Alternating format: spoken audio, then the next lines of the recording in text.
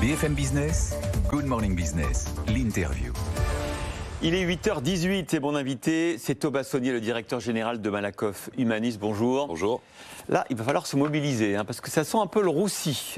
Thomas Saunier, ce projet de grande sécu voulu par Olivier Véran, autrement dit voulu par Emmanuel Macron. On voit bien que ça progresse de jour en jour. Aujourd'hui, il y aura sans doute un rapport intermédiaire du Haut Conseil pour l'avenir de l'assurance maladie. L'idée, c'est de fusionner Sécu et Mutuelle, autrement dit de vous faire manger par la sécurité sociale pour créer une grande Sécu. C'est bien résumé, c'est comme ça que les choses se présentent ? C'est pas une fusion, c'est une nationalisation. Ah ouais. C'est vraiment nationaliser les mutuelles. Parce que de quoi il s'agit aujourd'hui? On a un système qui est sur deux jambes. C'est un système où il y a la partie de solidarité, c'est la Sécu, et ça couvre 75% des dépenses globalement. Et puis vous avez les mutuelles, la liberté de choix de ses garanties, la liberté de choix de ses praticiens, et ça, c'est à peu près 15% des dépenses. Ce système hybride, c'est un fonctionnement hybride, un financement hybride avec une partie publique, une partie privée. Depuis toujours, depuis la guerre en fait. Même avant, enfin. Les mutuelles existaient avant la guerre, mais oui. C'est ce système d'assurance maladie générale complété par des mutuelles, ça existe depuis 1945. C'est une remise en cause du système de protection sociale des Français. Alors, vous avez vu les arguments quand même du gouvernement, parce qu'il faut les donner. Ils disent, alors j'allais dire du Haut Conseil, mais enfin le Haut Conseil il est téléguidé par le gouvernement. Ah oui, le rapport il est même peut-être écrit par les services de l'État, non ?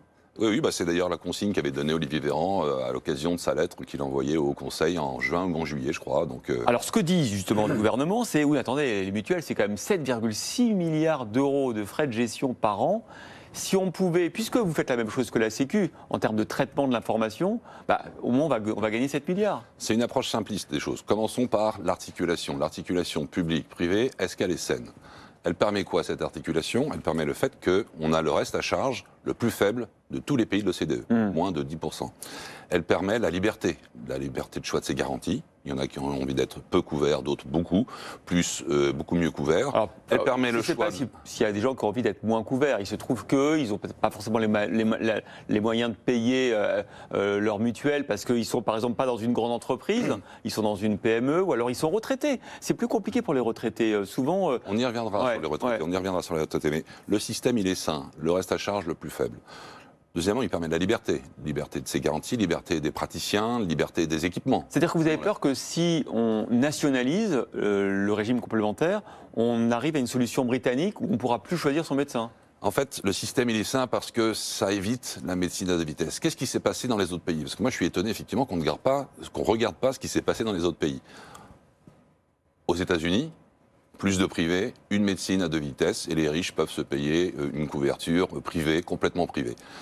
En Angleterre et en Espagne, où c'est un service étatique, là aussi, ça a conduit une médecine à deux vitesses. Et pourquoi ? Ça a conduit... Parce que si tout le monde est soigné au même prix, pourquoi ça fait deux vitesses ? Ce qui va se passer, c'est que la Sécu, c'est des déficits. Donc la grande Sécu, ça va être des grands déficits. Dans un premier temps, ça va être des grands déficits. Et puis après, la logique économique va revenir. Et du coup, on va baisser les garanties. Et dans un deuxième temps, la grande Sécu, ce sera moins de Sécu. Et à ce moment-là, on va commencer à paupériser la population des médecins. Et un certain nombre de médecins vont passer dans un système complètement privé et qui sera financé par des assurances privées au premier euro. C'est ce qui s'est passé en Angleterre, c'est ce qui s'est passé en Espagne. Au fond, vous dites que ce secteur-là, Sécu mutuelle, permet de faire vivre ce qu'on appelle le secteur 2, c'est-à-dire en grande partie, des médecins qui peuvent à la fois travailler à l'hôpital, à la fois travailler en libéral, faire payer un supplément pour leur consultation, payé par les mutuelles. Tout à fait, et d'ailleurs, c'est symptomatique que même les professeurs qui travaillent à l'hôpital public continuent à faire des consultations privées avec des passements d'honoraires. Ouais. Donc on voit bien qu'en termes de financement des médecins, des professeurs, des spécialistes, il y a besoin effectivement d'avoir... Ouais. Certes, une prise en charge publique, ça c'est la solidarité, et puis une prise en charge privée que sont les mutuelles. Alors Thomas Saunier, il y a quand même des trous dans la raquette, j'en parlais, mais c'est vrai que par exemple, il y a des populations qui n'ont pas les moyens de s'offrir une mutuelle parce qu'elles ne sont pas dans une grande entreprise, par exemple. Et il y a aussi les retraités qui, eux, doivent... D'abord, le coût des mutuelles souvent augmente avec l'âge, et donc qui se trouvent dans une situation où ils sont moins bien remboursés que les actifs. C'est vrai ou pas ? Tout à fait. À partir du moment où on considère que le système il est sain, et moi je considère qu'il est sain parce que j'ai pas envie que mon pays soit couvert comme il se passe aux États-Unis, ou bien l'Angleterre ou l'Espagne.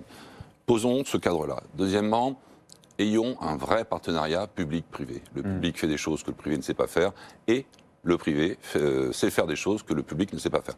Et après, une fois qu'on est dans un vrai partenariat public-privé, posons les sujets. Effectivement, il y a un certain nombre de sujets. Le système, il est améliorable. Il est améliorable pour les jeunes.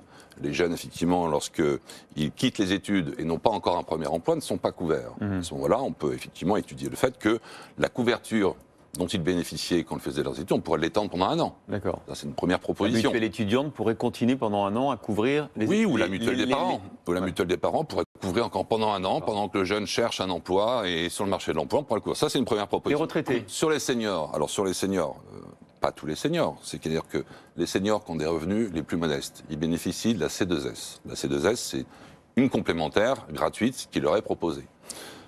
Je rappelle aussi que les seniors dans notre pays, c'est l'un des rares pays où la population des seniors a un pouvoir d'achat plus important que celui des actifs. Bon. Après, c'est sûr que pour certains seniors, le coût de la complémentaire est un budget significatif. Surtout que vous augmentez souvent vous savez vos quel prix. est le premier poste? Quel est Vous le premier augmentez poste? souvent vos prix quand on parle à la retraite. On voit que le coût de la mutuelle augmente. Hein. Parce que il commence à augmenter de façon significative à partir de 80 ans. Ça correspond finalement à la consommation de soins qui est faite âge par âge. Mais bon, quand on fait la solidarité, normalement, voilà. Mais c'est sûr, quand on est plus vieux, on n'est plus pas là. La solidarité, c'est la Sécu. Nous, c'est la mutualisation. Et je pense qu'un système qui fonctionne sur ces 2 jambes-là est un système. Alors, qu'est-ce que vous pourriez faire pour les retraités, par exemple? Quel est le premier poste de coût chez les mutuelles des retraités? Je ne sais pas. Les taxes. Les taxes. C'est-à-dire que quand une famille de retraités, un couple de retraités, a 2 000 € de cotisation pour sa santé, l'État perçoit 280 € de taxes. La complémentaire santé, là aussi, on est le seul pays où la complémentaire santé est taxée. Elle est d'ailleurs taxée 3 fois plus qu'un hamburger. Est-ce que c'est normal? Thomas Saunier, là on voit en train de négocier avec l'État, on comprend, mais est-ce que vous n'avez pas l'impression que la messe est un peu dite? Est-ce que ce n'est pas en train de devenir un dossier politique?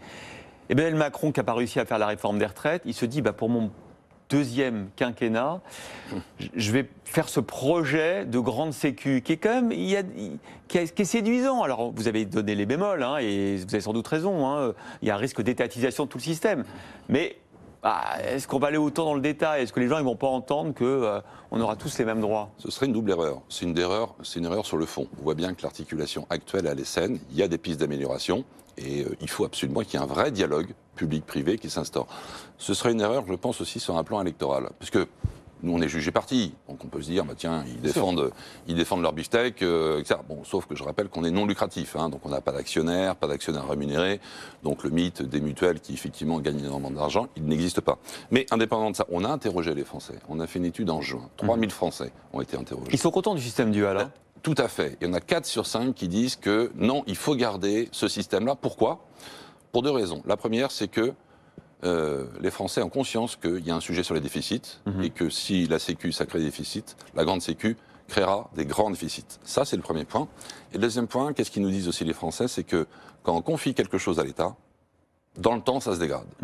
Et on ne peut pas dire que l'État soit le meilleur gestionnaire. Il n'y a qu'à voir effectivement le déficit de la Sécu. Et donc, est-ce qu'on a envie de créer un monopole d'État pour gérer effectivement la santé des Français? Moi, je ne le pense pas, et je pense que la majorité des Français ne le pensent pas non plus. Ça aura des conséquences aussi sur la manière dont on finance le régime complémentaire, parce qu'aujourd'hui, c'est des cotisations qui sont en fonction des garanties que vous avez, de votre âge, alors que si on bascule tout sur la CSG, ça sera en fonction du salaire. Alors, là, il faut peut-être différencier les contrats individuels et les contrats collectifs. Les contrats collectifs, ils ne sont pas tarifés en fonction de l'âge, puisqu'ils sont tarifés en fonction de la population d'une entreprise donnée. Mais est-ce que les salariés du privé ont envie qu'on fasse disparaître ce système, par exemple? C'est qu'on a 96% de la population qui est couverte par une mutuelle, 4% qui ne le sont pas. À l'intérieur de ça, la plupart, c'est un choix de ne pas se couvrir. Et est-ce que pour 4%, on a envie de tuer, de supprimer un système qui marche bien, qui est sain même, pour 96% de la population? Sur un plan électoral, je pense que c'est également une erreur. Et je pense que tous les adhérents des mutuelles, tous nos salariés que l'on couvre, 5 millions, ils ont conscience de ça, et à un moment donné ou à un autre, ça peut être considéré comme une erreur électorale.